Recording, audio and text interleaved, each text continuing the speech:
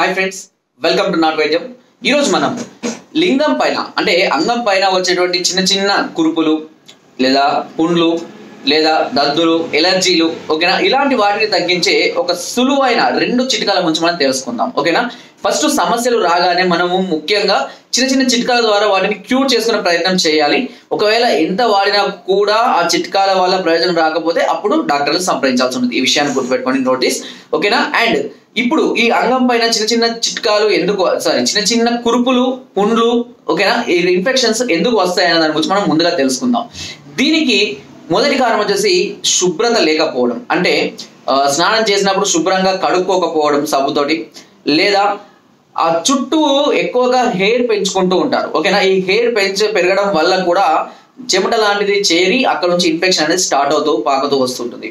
ఇకపోతే కొన్ని సందర్భాలలో వీర్యం అనేది అంటే పార్టిసిపేట్ చేసినప్పుడు కానివ్వండి, అంటే స్త్రీతో పార్టిసిపేట్ చేసినప్పుడు కానివ్వండి, లేదా అసప్రయోగాన్ని చేసినప్పుడు కానివ్వండి, వీర్యం అనేది శుభ్రం చేసుకోం. చాలా మంది వీర్యం అనేది అంగాన్ని పట్టుకున్న తర్వాత శుభ్రం చేసుకోరు. ఇలా శుభ్రం చేసుకోకపోవడం వల్ల కూడా కొన్ని కురుకులు అనేది, పుండ్లు అనేది రావడం అనేది జరుగుతుంటుంది. ఓకేనా, ఇలా ఇంకా చెప్పాలి అంటే టైట్ డ్రైయర్స్ వేసుకునే వాళ్ళు, గాలి ఆడక వేడి వల్ల కురుపులు కూడా వస్తూ ఉంటాయి. లేదా శుభ్రమైన బట్టలు వేసుకోకుండా, అంటే రెగ్యులర్ గా వాష్ చేసుకోకుండా, స్నానం చేయకుండా రిపీటెడ్ గా అవే దుస్తులు వాడే వాళ్ళు కూడా ఈ సమస్యలు వస్తాయి.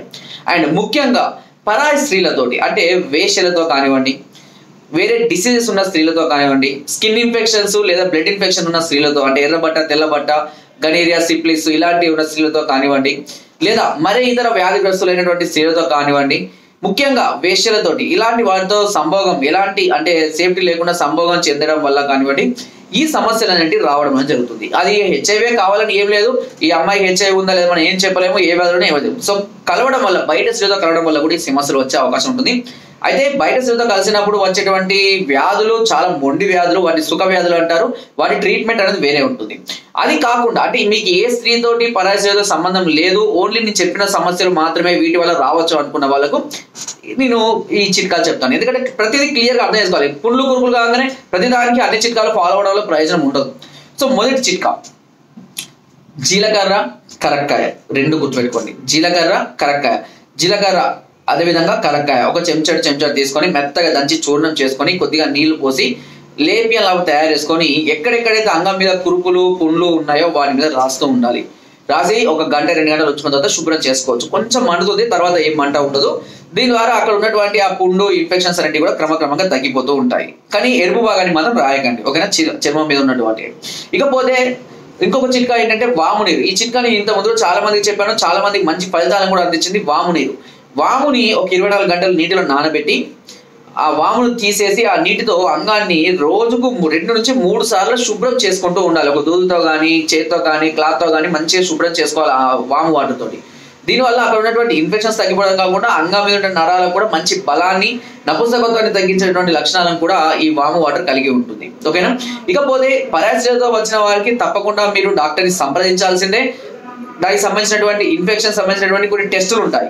సిప్లిస్ కానివ్వండి, గనేరియా కానివ్వండి, వీడియాలు కానివ్వండి, ఇలాంటి కొన్ని టెస్టులు ఉంటాయి. ఈ టెస్టులు చేయించుకొని ఆ టెస్టులో ఎలా ఉంది, కొంతమందికి ఈ టెస్టులలో ఏది రాకపోయినా కూడా ఇన్ఫెక్షన్స్ ఉంటాయి. ఓకేనా, సో హెర్పిస్ ఇలాంటి కూడా కొన్ని సమస్యలు వచ్చే అవకాశం కూడా ఉంటుంది. కాబట్టి మీకు దగ్గరలో డాక్టర్ పర్లేదు, లేదా నేరుగా అయినా సరే మా వద్దకు వచ్చి ఈ సమస్యలకు కావాల్సినటువంటి టెస్టులు చేయించుకొని వాటికి కావాల్సిన సలహాలని, సూచనల్ని, పరిష్కారాలని, అవసరమైతే మెడిసిన్స్ కూడా మీరు మా వద్ద నుంచి పొందవచ్చు.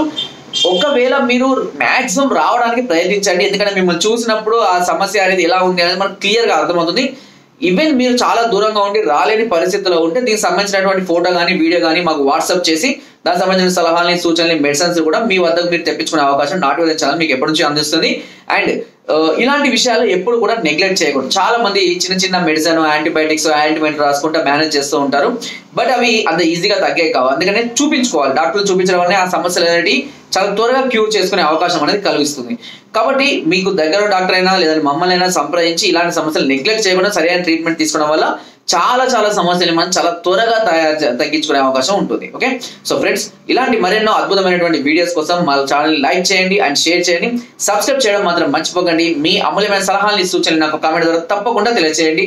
మీరు మరే ఇతర వ్యాధులతో బాధపడుతున్నా సరే నాకు కామెంట్లో తెలియజేయండి. Thank you.